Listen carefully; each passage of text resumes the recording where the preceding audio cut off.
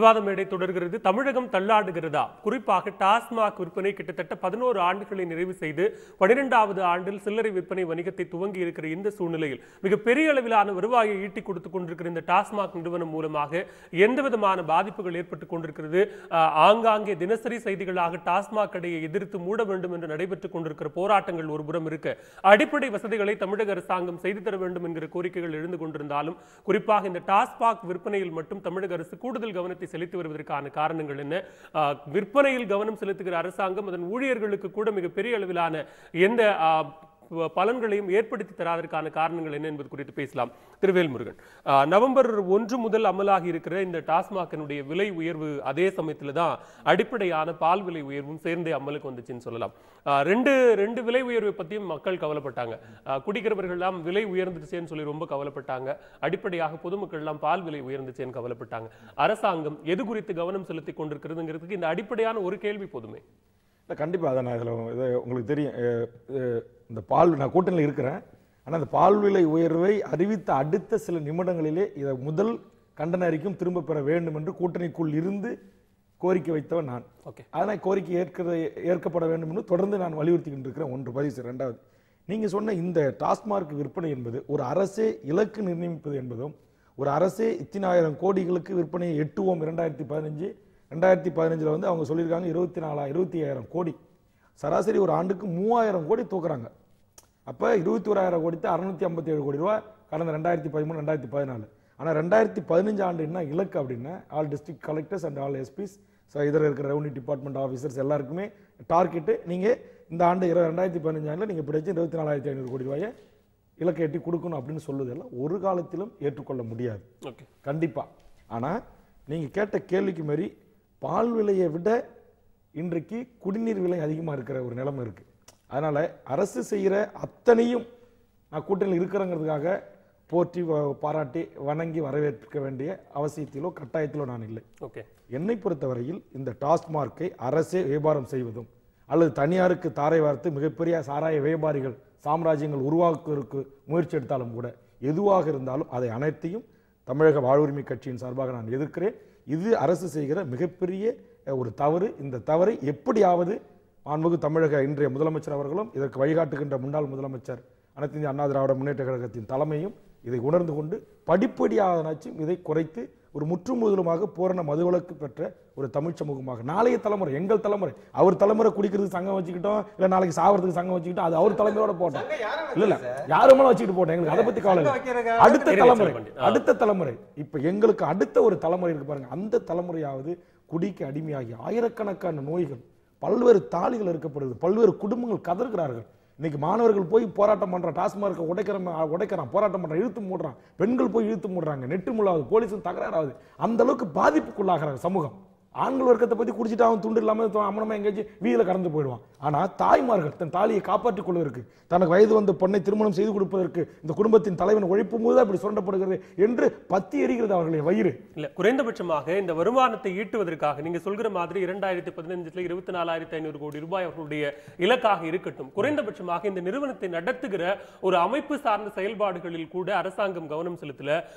விற்பனைக்கு வருகிற டாஸ்மாக் நிறுவனத்திற்கு விற்பனைக்கு வருகிற பல கோடி ரூபாய்க்கான மது வகைகள் எல்லாம் இன்னும் விற்பனை செய்யாமல் அப்படியே தேங்கி கிடக்கிறது அப்படிங்கிற ஒரு குற்றச்சாட்டு ஒண்ணு இருக்கு. அந்த மதுவெல்லாம் எத்தனை காலத்திற்கு இன்னும் தேக்கி வைத்திருக்க போகிறார்கள் என்கிற ஒரு கேள்வி இருக்கிற. குறைந்தபட்சமான 26,000 ஊழியர்களுக்கும் அவர்களுக்கான எந்த விதமான பணி பாதுகாப்பும் இல்லை என்கிற பிரச்சனை அங்கு நடைபெற்றுக் கொண்டிருக்கிற பல கோடி ரூபாய் ஊழல். குறைந்தபட்சமாக ஒரு நிறுவனத்தினுடைய மதுவை மட்டும் நீங்கள் இத்தனை பாட்டில் ஒரு நாளுக்கு விற்பனை செய்தீர்கள் என்றால் இத்தனை 1000 ரூபாய் உங்களுக்கு கமிஷன் என்று விற்பனையாளர்களுக்கு கொடுக்கப்படுகிற கமிஷன், இந்த பிரச்சனை எல்லாம் கூட அரசாங்கம் பார்க்க முடியாதா? இல்லை, கண்டிப்பாக இது முற்றுமுதலுமாக இது அனைத்தையுமே அரசாங்கம் வந்து கட்டுப்படுத்தணும், கட்டுப்பாட்டுகள் கொண்டு வரணும். அதை பக்கத்தில் கேரள மாநிலத்தில் எப்படி முதல்வர் அது துணிஞ்சு அறிவிச்சிருக்காரோ அதுபடியான ஒரு அறிவிப்பு இங்கே வர வேண்டும். குறைந்தபட்சம் இந்த நாடாளு சட்டமன்ற தேர்தலுக்கு முன்பாவது இந்த அரசு இப்படி ஒரு முயற்சியை நாங்கள் மேற்கொள்கிறோம் என்ற அறிவிப்போடு சட்டமன்ற தேர்தலை சந்தித்தால் நிச்சயம் மக்களிடத்தில் மிகப்பெரிய வரவேற்பு இருக்கும். இன்னும் ஒன்று சொல்கிறேன் பகிரங்கமாக, வருகின்ற சட்டமன்ற தேர்தலில் தாய்மார்களின் ஓட்டை, நான் சொல்கிறது குடிகாரர்கள் 1 லட்சம் பேர் 1 கோடி பேருக்கான விட்டுருங்க, நீங்கள் தான் சொன்னீங்க 1 கோடி பேர் இருக்காங்க அப்படின்னு, அவங்க சங்கம் வச்சுட்டு எதாவது பண்ணிட்டு போட்டோம். 3 கோடி பேர் இருக்கிற சரிபாதியாக இருக்க தாய்மார்களின் ஓட்டை இந்த நாட்டில் ஆட்சியாளர்கள் வாங்க வேண்டும் என்று நினைத்தால் இன்றைக்கு பூரண மதுவிலக்கை அமுல்படுத்துகிற அந்த கட்சிக்கு வாக்களிக்க தாய் தமிழர்கள் தயாராக இருக்கிறார்கள், குறிப்பாக தாய்மார்கள் தயாராக இருக்கிறார்கள். ஓகே, தொடர்ந்து பேசலாம். செல்லப்பாண்டியன், இப்போ இங்க இருக்கிற பிரச்சனை அப்படிங்கிறது 2016ல் 24,500 கோடி ரூபாய் வருவாயை தமிழக அரசுக்கு நீங்க ஈட்டி கொடுப்பீங்களா அப்படிங்கிற ஒரு கேள்வியும் உங்க முன்னாடி இருக்கு. நீங்க பொதுவாக எல்லா அரசியல் கட்சிகளையும் குற்றம் சாட்டுகிற அதே நேரத்தில் தான் அரசாங்கத்திற்கு வருவாய் வேண்டும், மற்ற எல்லா பிரச்சனைகளையும் தீர்ப்பதற்காகவாது அரசாங்கத்திற்கு வருவாய் வேண்டும், அந்த வருவாயை ஈட்டி தருகிற ஏதோ ஒரு விற்பனை மூலம் அப்படிங்கிற ஒரு வகையில் பார்க்கிற பொழுது அது மது விற்பனையாக இருக்கிறது. குறைந்தபட்சமாக ஒரு குறைந்த காலகட்டத்தில் மட்டுமேனால் மதுவிலக்கு தமிழகத்தில் அமலாக இருந்திருக்கலாம். அதற்கு பிறகாக முழுவதுமாக மது விற்பனை நடந்து கொண்டிருந்தது, மொத்தமா நடந்துகிட்டு இருந்தது. அது டெண்டர் விட்டத்துல பிரச்சனை வந்தது, தனியார் விற்பனை செய்வதில் பிரச்சனை வந்தது, அரசாங்கமே ஏற்று நடத்தலாம் அப்படிங்கிற முடிவுக்கு வந்தது. யார் விற்றாலும் வாங்கி குடிக்கிறதுக்கு நீங்க தயாரா இருக்கீங்க, அரசாங்கம் நிர்ணயிக்கிற இலக்கையும் நிவர்த்தி பண்ணி கொடுக்கிறதுக்கும் நீங்க தயாரா இருக்கீங்க, உங்களுக்கான தார்மீக உரிமைகளை உங்க சங்கம் கேட்குது. ஆனா ஏன் எல்லா விதத்திலும் அரசியல் கட்சிகளை குற்றம் சொல்லிக்கிட்டு இருக்கீங்க? தமிழ்நாட்டில் மதுவிலக்கை மனப்பூர்வமாக அமல்படுத்தக்கூடிய தலைவர்கள் தமிழ்நாட்டில் இல்லை. இவர்கள் ஒட்டுமொத்தமாக அரசியல் நாடகம் நடத்தி கொண்டிருக்கின்றார்கள். நாங்கள் இயற்கையாக மது குடிப்பவர்கள் அல்ல, இவர்களால் உருவாக்கப்பட்டவர்கள். செயற்கையாக தெருவுக்கு தெரு கடைகளை திறந்து எங்களை குடிக்க வைத்து, அதாவது இந்திய அரசியலமைப்பு சட்டம் 47 சொல்வது ஒரு அரசாங்கம் உண்ண உணவு, இருப்பிடம், சுகாதாரத்தை கொடுக்க வேண்டியது, எதிர்க்கட்சியாக இருப்பவர்கள் அதற்கு குரல் கொடுத்து தடுக்க வேண்டியவர்கள். இலங்கையிலே தூக்கு தண்டனைக்கு சென்றவர்கள் கூட 1 மாதத்திலே வெளியே வந்து விடுகிறார்கள். ஆனால் தமிழ்நாட்டிலே மதுவிலக்கு என்று சொல்லிக் கொண்டிருக்கின்ற அந்த அரசியல் வியாதிகள் 40 ஆண்டு காலமாக சொல்லிக் கொண்டிருக்கின்றார்கள். நாங்கள் இவர்களை நம்ப தயாராக இல்லை. தமிழகத்திலே மதுவிலக்கு ஏற்பட்டால் முதலில் மகிழ்ச்சி அடையக்கூடிய சங்கம் தமிழ்நாடு மது குடிப்போர் விழிப்புணர்வு சங்கம். இல்ல, நீங்கள் சொல்லுகிற மாதிரி 40 ஆண்டு காலத்தால் எந்த அரசியல் கட்சியாலும் மதுவிலக்கை அமல்படுத்த முடியலன்னா, குறைந்தபட்சமாக மது குடிக்கிற விழிப்புணர்வை ஏற்படுத்துகிற நீங்கள் மது விலக்குக்கான விழிப்புணர்வு வழிவகை செய்யல. தமிழ்நாட்டில் சரியான மதுவிலக்கை அமல்படுத்தக்கூடிய அரசியல் கட்சி வரும் வரை, அமல்படுத்தும் வரை எங்களுடைய இந்த 1 கோடி பேர் குடித்துக் கொண்டிருக்கின்ற எங்களால் வரக்கூடிய 22,000 கோடியிலே அங்கே இன்று வரை 1 லட்சம் மதுவினால் தாலியை இழந்த எங்களுடைய குடும்பத்திற்கு நிவாரணம் வேண்டும்.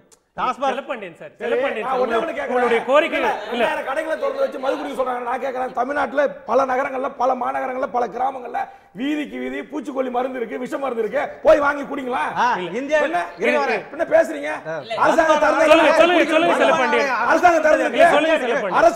பூச்சி மருந்து, கொல்லி மருந்து கிடக்கு, கடற்கரை வாங்கி குடிச்சிருவீங்களா? இந்தியாவிலே இந்திய அரசிடம் மதுபான ஆலை வைக்கப் போகிறேன் என்று அனுமதி பெற்று போய் குடிப்பாரா, குடிச்சிட்டு சாவாரா? இவர் 1 லட்சம் மாநில அரசு இந்திய அரசிடம் அனுமதி பெற்று ஒரு மெடிக்கல் காலேஜ் ஓபன் பண்ணா போய் இந்திய அரசிடம் அனுமதி பெற்று வாங்குறாங்க. அந்த மாநில அரசு அதுக்கு அந்த மதுபான ஆலையை திறந்து வைத்து அவர்கள் நடைமுறைப்படுத்துகின்றார்கள். அதுல இவர் உற்பத்தி செய்தது விலங்குகள் குடிக்கிறதுக்கு வச்சிருந்தா நாங்க போய் குடிச்சா நீங்க கேட்கலாம். நீ உற்பத்தி பண்றதே நீ குறைந்தபட்சமாக நீங்கள் அந்த 1 கோடி பேர் மதுவை குடிப்பதற்கான விழிப்புணர்வை ஏற்படுத்துகிற நீங்கள் மதுவிலக்கு வேண்டும் அப்படின்னு சொன்னா மதுவை குடிக்க மாட்டோம்ன்ற ஒரு விழிப்புணர்வு ஏற்படுத்துங்க. அரசாங்கம் கடை மூடிட்டு போட்டுமே. நல்ல காமராஜர், அறிஞர் அண்ணா போன்ற தலைவர்கள் இருந்தால் கவலை இல்லை சார். நீங்க ஏன் தலைவரை பத்தி கவலைப்படுறீங்க, குடிக்கிறவங்களை பத்தி கவலைப்படுறீங்க? சூழ்நிலையில் ஒரு நிமிஷம், இன்றைய தமிழ்நாட்டில் உள்ள அரசியல்வாதிகள் யாரும் தமிழக மக்கள், இளைஞர்கள், பெண்களுடைய நலனை கருத்தில் கொண்ட தலைவர்கள் இல்லை. இவர்கள் செயற்கையாக அவர்களுடைய சுயநலத்திற்காக உருவாக்கப்பட்டதுதான் இந்த டாஸ்மாக் கடைகள். இதன் மூலமாக பாதிப்புகள் ஏற்படுத்திக் கொண்டே இருப்பார்களே ஒழிய இவர்களால் ஒரு காலமும் மதுவிலக்கை அமல்படுத்த முடியாது. நீங்க மது குடிப்போர் விழிப்புணர்வு வைத்து சங்கம் வைத்திருக்கிற நீங்கள் உங்களுடைய சுயநலனுக்காக குடிக்கவில்லை, அரசாங்கத்தினுடைய நலனுக்காக, அவர்களுக்கு வருவாயை ஈட்டி தருவதற்காக குடிக்கிறீங்க. அவர்கள் திணிக்க எங்களை குடிப்பதற்கு காரணிகளை வேல்முருகன் கேட்கிறாரு. மற்ற எல்லா விஷயங்களையும் அரசாங்கம் செய்ய சொல்லிக் கொண்டிருக்கிறது. ஒரு குடிமகனாக, அடிப்படை உரிமைகள் இருக்கிற ஒரு குடிமகனாக நீங்கள் எதையெல்லாம் செய்திருக்கிறீர்கள்? குடிக்கிற உரிமைக்கு மட்டும் தார்மீகமாக கேட்கிறீங்களே எப்படின்னு கேட்கிறாரு. ஒரே நிமிஷம் செந்தில், அவர் பதில் சொல்லிட்டு. தமிழ்நாட்டில் நல்ல விஷயங்களை எடுத்து செய்கின்ற அரசியல் கட்சிகள் இன்றைக்கு குறைவு. இவர்கள் எல்லாமே கூட்டு சேர்ந்து அந்த மதுவுக்கு உண்டான, விற்பனைக்கு உண்டான, கடைகளை திறப்பதற்கு உண்டான ஒரு சூழ்நிலையை உருவாக்கி கொண்டே தான் 40 ஆண்டு காலமாக வந்திருக்கின்றார்களே ஒழிய அதை தடுப்பதற்குண்டான வழிகளை Okay, யாரும் உங்க செய்யவில்லை. குறிக்கோள் எல்லாம் ஒரே பார்வையில தான் இருக்கு. சொல்லுங்க சார். நம்ம வந்து நம்ம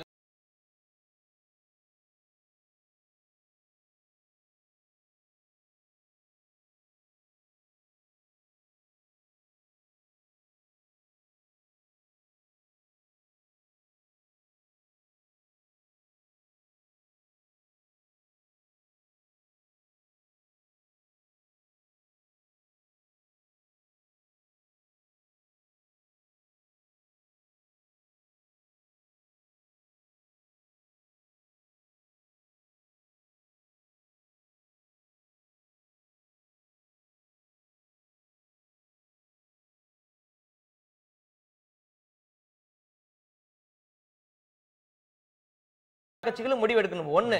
ரெண்டாவது வந்து பொதுமக்கள் வந்து ஓட்டளிக்க போறப்ப வந்து யார் தமிழகத்தில் மதுவிலக்கை அமல்படுத்துவார்களோ, யார் மதுவிலக்கில் முதல் கையெழுத்தை போடுவார்களோ அவர்களுக்கு தான் நாங்கள் ஓட்டளிப்போம் என்று அவங்க வந்து தங்களோட இதை வெளிப்படுத்து. குறைந்தபட்சமாக செந்திலுக்கு நல்லாவே தெரியும் கடந்த சில ஆண்டுகளாக எத்தனை இலவச பொருட்களுக்காக மக்கள் வாக்களித்துக் கொண்டிருக்கிறார்கள் அப்படிங்கிறது உங்களுக்கு ரொம்ப தெளிவா தெரியும்.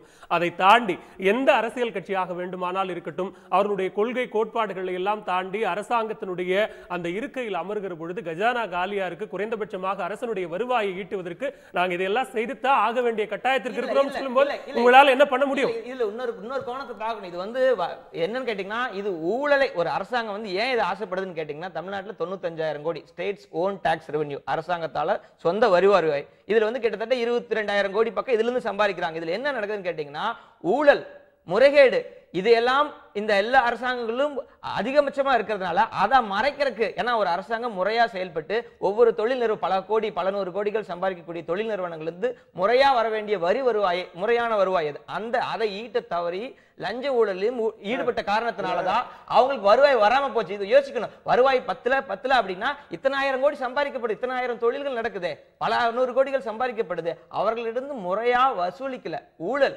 லஞ்சம், நிர்வாக முறைகேடு, அந்த காரணத்தினால அரசாங்கத்துக்கு வருவாய் வரல.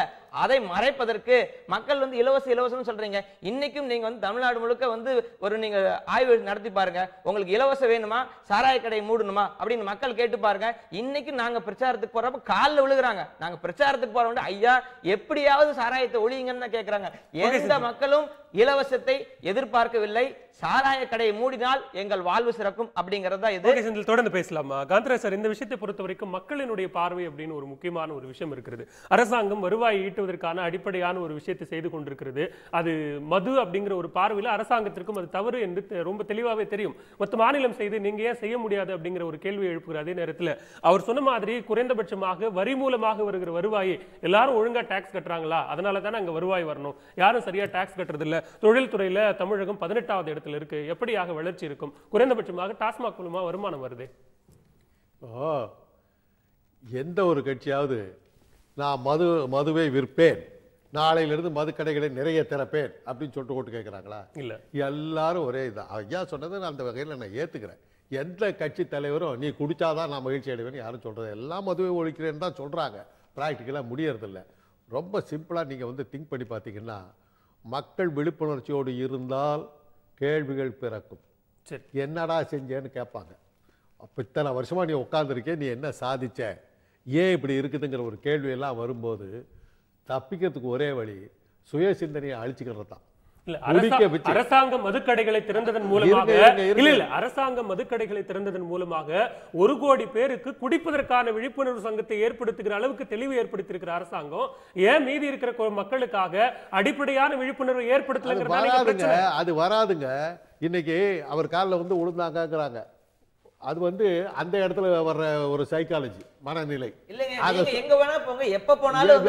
நான் சொல்றேங்க, என்கிட்ட வந்து கேட்டீங்கன்னா குடி வேணுமா அது வேணுமான்னு கேட்டாக்கா, குடியா என்ன பார்த்தா கேட்டேன் அப்படின்னு சொல்லிட்டு டாஸ்மாக் போடுவேன். அது இதுதாங்க மனித இயல்பு. நான் டாக்டருங்க, இருங்க நீங்க உங்க கருத்தை சொல்லிட்டீங்க, என் கருத்தையும் கேட்டுட்டு அப்புறம் நீங்க மருத்துவ சொல்ல பாருங்க. இது வந்து தோத்து போன ஒரு விஷயம், மது விலக்குங்கிறது தோத்து போன ஒரு விஷயம். யார்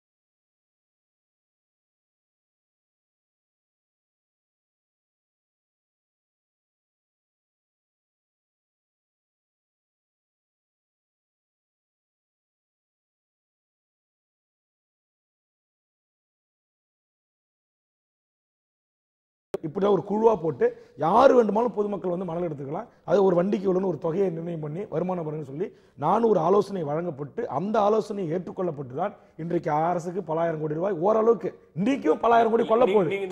நீங்க சொல்லுகிற ஆலோசனை ஏற்றுக்கொண்ட அதே அரசாங்கம் அதான் சொல்ல வரேன். முறைகேடு தொடர்பான விசாரணைக்கும் அனுமதி கொடுக்காம மறுத்துச்சுன்னு உங்களுக்கு நல்லா தெரியும். இல்ல அதுதான் சொல்ல வரேன். அதாவது அப்படி ஒரு குறைந்தபட்சம் இன்னைக்கு அதன் மூலமா ஒரு சில ஆயிரங்கள் கோடி அரசுக்கு நியாயமான வழியில் வருது. அதுலயும் நீங்க பல ஆயிரம் கோடி ரூபாய் தவறு நடக்கிறது என்பது வேறு விஷயம். ஆனா அதே மாதிரி தான் நான் சொன்ன ஆலோசனை சொன்ன அதுக்காக நான் சொல்ல வரேன்.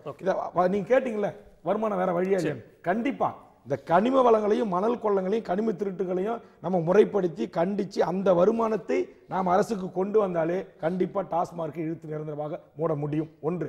இது இல்லாம இந்த வணிக வரித்துறையில அடிக்கிற ஏமாற்று எந்த வணிக நிறுவனங்கள் எந்த மிகப்பெரும் வியாபாரிகள் பல நிறுவனங்கள் முழுவதும் அரசுக்கு செலுத்த வேண்டிய வரியை செலுத்துறான். முழுக்க முழுக்க ஏமாற்று, மோசடி, போர்ஜரி பில்லுகள் எல்லாம் ஏமாற்று, எல்லா டோல் பிளாஸும் லஞ்சம். மத்திய அரசு எந்த துறைகளாக வருமானத்தை பெருக்குவதற்கு வருமானத்தை வரவைப்பதற்கு அரசு மனசு வைத்தால் நிச்சயம் இந்த 25,000 கோடி 50,000 கோடி நேர்மையான வழியில் வரவைப்பதற்கு அரசு அதற்கான நான் கேட்கிறேன் மாவட்ட ஆட்சித்தலைவரையும் துறை செயலாளரையும் உள்துறை செயலாளரையும் கூட்டு முதலமைச்சர் அளவில் டாஸ்மார்க் விற்பனை இந்த ஆண்டு எவ்வளவு அச்சீவ் பண்ணிருக்கீங்க அப்படின்னு ஆய்வு பண்ற அரசு நிர்வாகம் இது குறித்து எவ்வளவு பேர் வரி கட்டல, எவ்வளவு பேர் இன்கம் டேக்ஸ் கட்டல, எவ்வளவு பேர் ஏமாத்திருக்காங்க, எவ்வளவு பேர் வேல்முருகன் சாருக்கு ரொம்ப நல்லா தெரியும். தமிழகத்தில் சமீப காலமாக நடைபெற்றுக் கொண்டிருக்கிற எந்த பிரச்சனைகளுக்கும் அரசாங்கம் உடனடியாக முன்வந்து இந்த பிரச்சனைக்கான ஒரு குறைந்தபட்ச தீர்வை கூட அரசாங்கம் முன்வைக்கவில்லை என்று சொல்லுகிற போது இந்த மாதிரியான ஒரு நீண்டகால திட்டத்திற்கும் நீண்டகால செயல்பாடுகளுக்கும் எப்படி முன்வரும்? நான் சொல்றது வெறும் இந்த அரசு மட்டும் இப்ப செய்யல தீர்வு கிடைக்கலன்றது மட்டும் சொல்ல. கடந்த கால திமுக அரசு நான் எம்எல்ஏ இருந்தேன். 10 ஆண்டு காலம் இந்த அரசாங்கம் தானே இலக்கு நிர்ணயிச்சு வியாபாரம் பண்ணிட்டு இருக்கு. அந்த அரசாங்கம் பண்ணிச்சா? எந்த அரசாங்கம்? அந்த திமுக அரசாங்கம் கொண்டு வந்ததே இத. எந்த அரசாங்கம் இருந்தாலும் சாராய கடைகளை திறந்து சாராயம் வித்தது 2 அரசாங்கம் பொருந்தும். ஏன் அப்ப அந்த அரசாங்கம் மூடல? இந்த அரசாங்கம் திறந்தா ஏன் அந்த அரசாங்கம் தான் திறந்துச்சுன்னா அப்ப இந்த அரசாங்கம் ஏன் மூடல? ஆக அரசாங்கம் என்பது சாராய கடைகளை விற்பனை செய்து இலகுவாக வருமானத்தை அரசு செல்லமாண்டியன் சொல்ற மாதிரி எல்லா அரசியல் கட்சிகளுக்கும் ஒரே நிலைப்பாடு தான் இருக்கிறது. மதுவிலக்கு என்கிற ஒரு ஆண்ட அரசியல் கட்சிகளுக்கு ஒருவேளை தமிழகத்தில் இருக்கிற ஆளாத சில கட்சிகளுக்கும் மதுவிலக்கு என்கிற ஒரு கொள்கை இருக்கிறது. அதன் அடிப்படையில் செயல்பட முடியும்னு சொல்றீங்களா? இல்ல நான் சொல்ல வர்றது ஆண்ட அரசியல் கட்சிகளுக்கு எல்லாருக்கும் ஆண்ட அரசுகளுக்கு எல்லாத்துக்கும் இது பொருந்தும். வருமானத்தை நீங்க வழி கேட்டீங்க கேள்வி. சரி, வருமானத்துக்கு 1000 வழிகள் இருக்கு. ஓகே, இப்படிதான் வருமானத்தை ஈட்ட வேண்டும். 1000 குடும்பங்கள் நடுத்தருக்கு வந்து 1000 குழந்தைகள் பாதிப்படைந்து 1000 நோயாளிகள் நான் சொல்றேன் மருத்துவமனைக்கு பட்ஜெட்ல நீங்க 5000 கோடி ஒதுக்குறீங்க. அதுல 10,000 கோடி எந்த நோய்களுக்காக செலவிடுறோம்? எக்யூப்மெண்ட்ஸ் மருந்து மாத்திரை அப்படின்னா இந்த டாஸ்மார்க்கால ஏற்படுற இதய நோய்களும் இந்த பான்பராக்கு குட்கா போன்ற இந்த நோய்களுக்கு தான். ஓகே, ஆக இதை நீங்க கண்ட்ரோல் பண்ணுங்க. அந்த பட்ஜெட்டை குறைங்க. இது நிறைய வழிகள் நிறைய சிந்தனைகள் இருக்கு. இன்கம்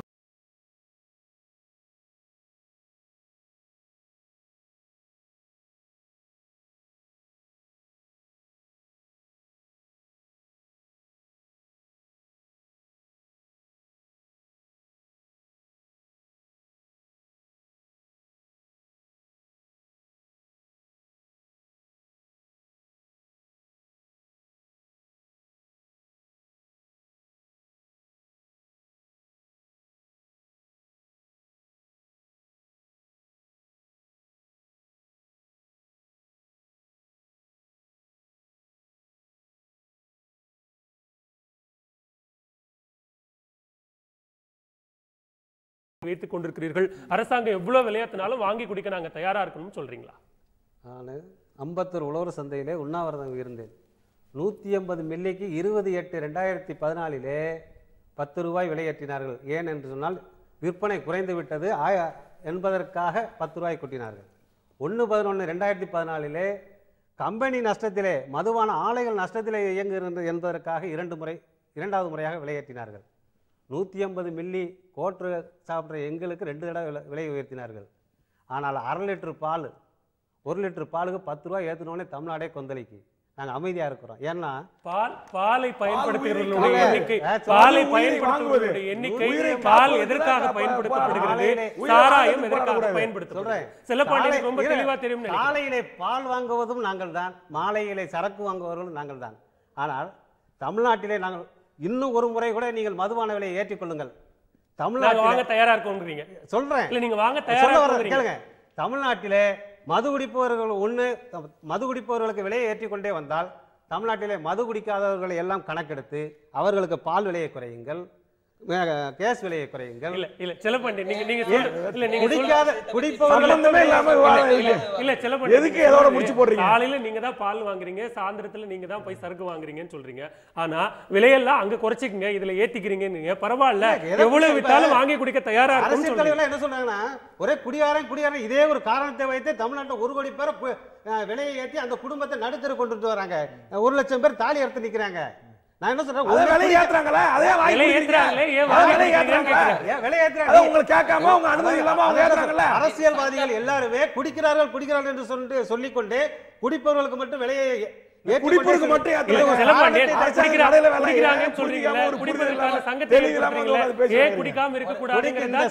இந்த சங்கம் வந்து குடித்து நாங்கள் கும்மாளம் போடுவதற்காக அல்ல. இந்த அரசியல்வாதிகள் இவர்கள் நடத்துகின்ற நாடகத்தை குடிப்பவர்கள் ஒரு புரட்சியை ஏற்படுத்துவதற்காக புரட்சி போய் ஏற்படுத்தலாம். செங்கோல் குடிச்சாலும்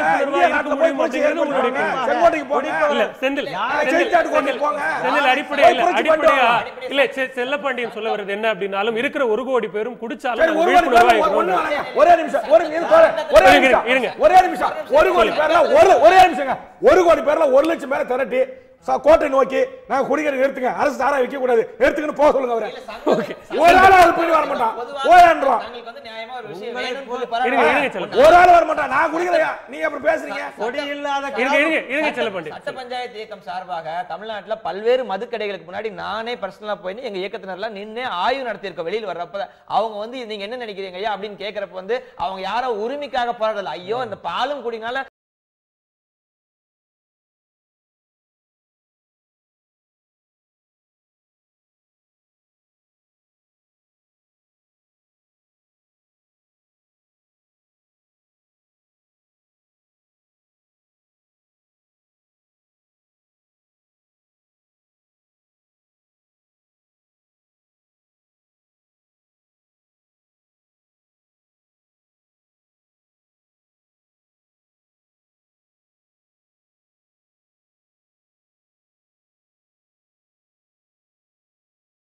வரணும். இளைஞர்கள், மாணவர்கள், பெண்கள்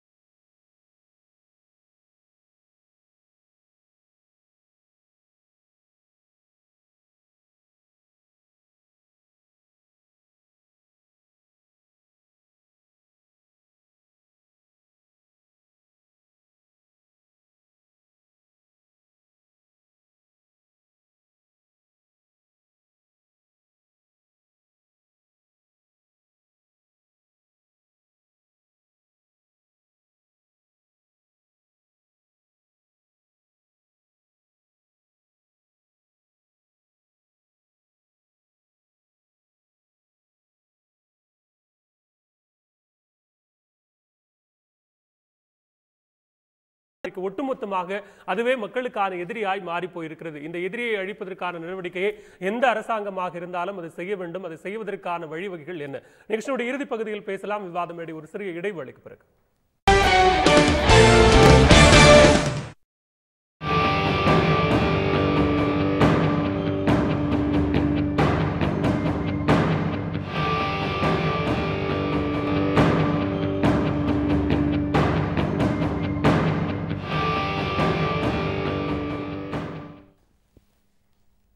விவாத மேடை தொடர்கிறது. தள்ளாடுகிறதா தமிழகம் என்ற தலைப்பு குறித்து பல்வேறு கருத்துக்களை இன்றைய விவாத மேடை நிகழ்ச்சியில் நமது விருந்தினர்கள் முன்வைத்துக் கொண்டிருக்கிறார்கள். குறிப்பாக அரசனுடைய முழுவதுமான வருவாயை ஈட்டித் தருவதற்கான மிகப்பெரிய ஒரு வாணிபமாக பார்க்கப்படுகிற இந்த டாஸ்மாக் மதுக்கடைகளை எதிர்த்து நடைபெற்றுக் கொண்டிருக்கிற போராட்டங்கள் ஒருபுறம் நடைபெற்றுக் கொண்டே இருந்தாலும் முழுக்க இதன் மீதான கவனத்தை அரசாங்கம் செலுத்திக் கொண்டே இருக்கிறது. அண்டை மாநிலங்களில் கூட மதுவிலக்கை குறைந்தபட்சமாக அமல்படுத்தினாலும் மதுவிலக்கு தமிழகத்தில் சாத்தியமா என்கிற கேள்விகள் ஒருபுறம் எழுந்து கொண்டிருக்க முழுவதுமாக மதுவிலக்கு சாத்தியம் இல்லை என்று சொன்னாலும் இந்த குடித்து கெட்டு போகிற அல்லது குடியினால் ஏற்படுகிற பாதிப்புகளை குறைப்பதற்கான நடவடிக்கை கூட தமிழக அரசாங்கம் குறைந்தபட்சமாக என்ன எடுக்க வேண்டும்? நிகழ்ச்சியுடைய இறுதி பகுதியில் விருந்தினர்கள் இறுதி கருத்துக்களை முன்வைக்கலாம். என்னை பொறுத்தவரை இந்த டாஸ்மார்க்ல பணி செய்கிற 25,000 பேருக்கு மாற்று வேலையை அரசு ஏற்பாடு செய்து அவர்கள் குடும்பம் நல்ல விதத்தில் வாழ்வதற்கு ஏற்பாடு செஞ்சுட்டு இது கண்டிப்பாக இதை இழுத்து நிரந்தரமாக மூடணும். அப்படி மூடனா தான் தமிழ் மக்களுக்கும் எதிர்கால இளைய தலைமுறையும் வாழும். இங்கே இந்த கொலை கொள்ளை கற்பழிப்பு வழிபறி, அங்கே கொலை நடந்துச்சு, இங்கே கற்பழி நடந்துச்சு, அங்கே திருடு நடந்துச்சு, இங்கே மூதாட்டியை கொண்டு நகை எடுத்தான் அப்படின்னு கிரைம் நாளுக்கு நாள் அதிகமாகுது அப்படின்னு சொல்கிறோம்ல. ஒவ்வொரு அரசாங்கங்களும் சட்டமன்றத்தில் மாறி எங்கள் ஆட்சியில் அங்கே மட்டுப்படுத்திருக்கின்றது, இன்னொருத்தவங்க இல்லை உங்கள் ஆட்சியில் அதிகன்ற வாதங்கள்லாம் சட்டமன்றம் நடக்குது இல்லை. இதெல்லாம் நடக்காமல் இருக்கணும்னா இது அடிப்படை எல்லா குற்றங்களுக்கும் தாயாக இருக்கிற இந்த மது ஒழிக்கப்பட வேண்டும் என்பதுதான் என்னுடைய வேண்டுகோள். அதை செய்ய வேண்டும் என்று இந்த அரசுக்கு என்னாலான எல்லா அழுத்தங்களையும் எல்லா வேண்டுகோளையும் தொடர்ந்து கொடுத்து கொண்டு வருகிறேன். எதிர்காலத்தில் நான் கண்டிப்பாக கொடுப்பேன் என்பதை இந்த நிகழ்ச்சியின் மூலமாக தெரிவித்துக் கொள்கிறேன். நன்றி வேல்முருகன் சார். கந்தராஜ் சார், உங்களுடைய ஃபைனல் வேர்ட்ஸ். பொருளாதாரத்தை உயர்த்துறதுக்கு என்ன முடியுமோ அதை செய்யுங்க. பொருளாதாரம் நல்லபடியாக இருந்ததுன்னா இந்த குடிங்கிறது நிச்சயமாக குறையும். நீங்கள் அதை தவிர இப்போ படிக்கிறதுக்கு இன்ஜினியரிங் காலேஜ் ஆரம்பிக்கிறீங்க, அப்படி இப்படி எத்தனையோ கல்விக்கூடங்களை ஆரம்பித்து வச்சுட்டு கல்வியை கொடுத்துட்டு முடிச்சுட்டு வெளியில் வந்தால் வேலை இல்லைன்னா இத்தனை லட்சம் ரூபா செலவு பண்ணிட்டு படிச்சுட்டு வந்திருக்கேன்னு என் கதி என்ன ஆகும்போது அப்படின்ற போது அவன் என்ன தன்னுடைய நிலையை மறக்கிறதுக்கு அவன் குடிக்கிறான். இதை தடுக்கிறதுக்கு என்ன அப்படின்னா இன்னைக்கு வரலும் பார்க்குற மத்திய அரசும் சரி மாநில அரசும் சரி ஒரு வேலை வாய்ப்புக்கான எந்த திட்டத்தையும் போட்டதா தெரியலை. அது அப்படியே போயிட்டு இருக்குது. படிச்சுட்டு வெளியே வர்றவங்களுக்கு என்ன செய்கிறீங்க, என்ன செய்ய போறீங்க, அதை செஞ்சுக்கினா வேலைக்கு உத்தரவாதம் இருக்குது, உன்னுடைய உழைப்புக்கு தகுந்த கூலிக்கு உத்தரவாதம் இருக்குது. இதையெல்லாம் நீங்கள் கொடுத்தீங்கன்னா குடிக்கிறதுக்கான எண்ணம் அவனுக்கு வராது, நிச்சயமாக வராது. அதை நீங்கள் செய்யுங்க. அதுக்கப்புறம் கடையை திறக்காம மூடிட்டாக்க இது நின்று போயிடுங்கிற வாதத்தை என்னால் ஏற்றுக்க முடியாது. நான் சேலத்தை சேர்ந்தவன். சேலத்தில் இருக்கிற மலைப்பிரதேசங்களில் கள்ளச்சாராயம் காய்ச்சுவதை நான் சிறு குழந்தையிலிருந்து பார்த்துருக்கிறேன். சரி, அப்படி இருக்கும்போது கடையை நீங்கள் மூடிங்கன்னா கள்ளச்சாராயம் அந்த பக்கம் திறந்துருமா, இந்த வருமானமும் போயிடும். அவ்வளவுதான். ஓகே கந்தராஜ் சார், செந்தில் உங்களுடைய இல்ல அரசு செய்ய வேண்டியது மக்கள் செய்ய வேண்டியது ரெண்டு கோணத்துல பார்க்க வேண்டியிருக்கு. அரசு வந்து கொள்கை அளவுல நாங்க பூரண மதுவிலக்கு அமல்படுத்துறோம்னு முதல்ல அறிவிச்சு உடனடியாக இப்ப கேரளால வந்து உடனடியாக ஒரே நாள்ல மூடிடல. 10 ஆண்டுகள்னு ஒரு திட்டம் போட்டாங்க. அந்த அளவுக்காச்சும் நீங்க அறிவிங்க. 5 ஆண்டோ 10 ஆண்டோ மக்கள் மீது அக்கறை இருக்குங்கிறத நிரூபிங்க. ஒண்ணு.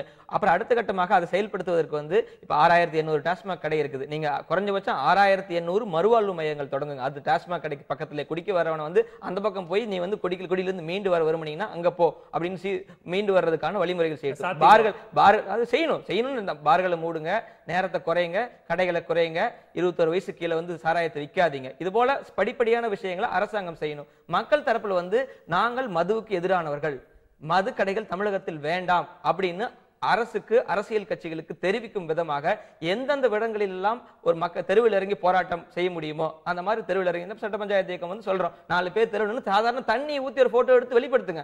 ஐஸ் பக்கெட்டுங்கிறது நாடு ஃபுல்லா பெருசா பரவச்சு. இன்னைக்கு Facebook வந்து பல லட்சம் பேர் ரீச் ஆகுது. நீங்க ஒரு போட்டோ எடுத்து வெளியிடு, சும்மா ஒரு டம்ளர்ல தண்ணி ஊத்துங்க, 4 பேர் தெருவில் நின்று உங்களோட எதிர்ப்பை தெரிவிங்க. இந்த மதுவிலக்கை 2016 மதுவிலக்கை அமல்படுத்துபவர்களுக்கு அதில் முதல் கையெழுத்து போடுபவர்களுக்கு தான் எங்கள் ஓட்டு அப்படின்னு இதற்கு எதிர்ப்பு தெரிவிப்பவர்கள் தங்களுக்கென்று ஒரு ஓட்டு வங்கி இருக்குதுங்கிறத நிரூபிச்சாங்கன்னா அத்தனை அரசியல் கட்சிகளும் கட்டாயம் மதுவிலக்கை அமல்படுத்துவார்கள் என்பதுதான் சட்ட பஞ்சாயத்து. ஒருவேளை அந்த மாதிரியான ஒரு கோரிக்கையோடு ஏதாவது அரசியல் கட்சி வந்தால் இந்த 1 கோடி பேரும் அந்த அரசியல் கட்சிக்கு ஓட்டு போடுவீங்களா? உறுதியாக. தமிழ்நாட்டில் மதுவிலக்கு பூரண மதுவிலக்கிற்கு எங்களுடைய முழு ஆதரவு. தமிழ்நாட்டில் மதுவிலக்கு அமலாகும் வரை மதுபான ஆலைகளிலிருந்து உற்பத்தியாகி டாஸ்மாக் கடையில் விற்கப்படுகின்ற சரக்குக்கு ஜெனரல் ரிலையன்ஸ் இன்சூரன்ஸ் பண்ணி வச்சிருக்கிறாங்க. ஒரு பாட்டில் உடஞ்சாலும் அதுக்கு இன்சூரன்ஸ் இருக்குது. அதே போல் உயிரை பணை வைத்து குடிக்கின்றவர்களுக்கு இன்சூரன்ஸ் வேணும். நாங்கள் தவறிவிட்டால் எங்கள் மனைவி மாதந்தோறும் அவர்களுக்கு நிவாரணம் 22,000 கோடியிலே இருந்து வருமானம் அந்த இதில் நிவாரணம் வழங்கப்பட வேண்டும். எங்களுக்கு தனியாக மருத்துவமனை, ஏன்னா நாங்கள்லாம் கல்லீரல் கணையத்தினால அதிகமாக பாதிக்கப்பட்டு வரோம். எங்களுக்கு தனியாக ஆஸ்பத்திரி தனியாக வேண்டும். அதே நேரத்தில் 2 சக்கர வாகனங்கள் கார்களிலே குடிப்பவர்களுக்கு தனியாக நம்பர் பிளேட், குடிக்காதவர்களுக்கு தனி நம்பர் பிளேட் எங்களுக்கு வேண்டும். நீங்கள் குடிக்காதவர்கள் எங்களை பார்த்து நீங்கள் ஒதுங்கி செல்லுங்கள். ஏனென்றால் கள்ளச்சாராயம் குடித்து விட்டு நாங்கள் கார்களை ஓட்டவில்லை. கவர்மெண்ட் விற்கிற சரக்கை குடித்து விட்டு கார்களை ஓட்டுகின்றோம். முடிந்தால் நீங்கள் ஒதுங்கி செல்லுங்கள்.